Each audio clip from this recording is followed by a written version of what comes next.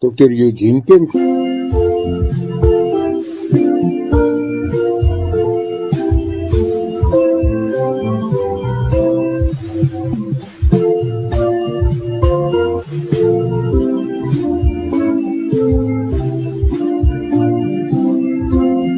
Dr. Eugene Kemp, ons drink. Ek onthou op skool was my bynaam Skropborsel. Nou, dit was na aanleiding van my pa wat geglo het dat om ons hare weermagstyl te sny, ons so 'n bietjie in lyn sou hou. Nou, dit het nou nie regtig gewerk nie en ons het meer pak slaag as haarsnye gehad. Maar ek onthou tog hoe ek so gewens het dat mense, ander kinders my op my naam noem, want dit is wie ek is. Daar was net iets in my bynaam wat ek nie van gehou het nie. Nou, miskien het jy ook 'n bynaam en seker is alle byname daarom nie sleg nie. Maar daar's tog iets besonders aan 'n naam.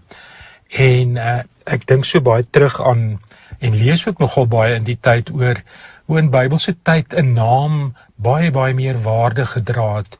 'n Naam was wie jy is. En baie keer was daar 'n naamsverandering wanneer daar iets besonders in jou lewe gebeur het en daardie naam het dan eintlik iets daarvan vergestald. Nou, Eugene Peterson skryf nogal op 'n besonderse manier as hy oor Jeremia skryf en verwys daarna dat hoe ons paspoortfoto of ons identiteitsdokumentsfoto, wat gewoonlik maar 'n aaklige weergawe is van wie ons is, en ons vingerafdrukke baie meer belangriker beskou word in die tyd wat ons leef as jy by die lughawe inklok of waar ook al oor 'n grenspos gaan, as wie ons nou eintlik individueel is.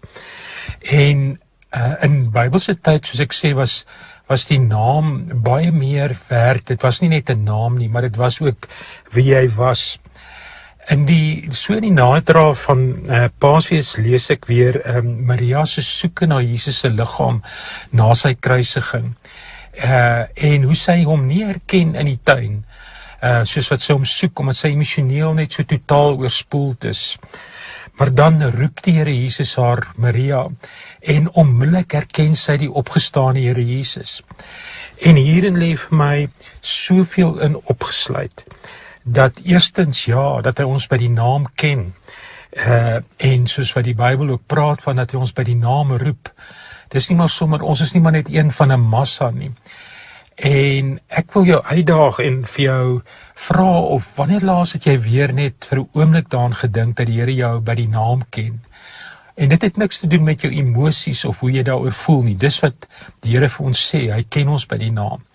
Dat ons weer miskien net ook besef dat hy roep ons by ons naam.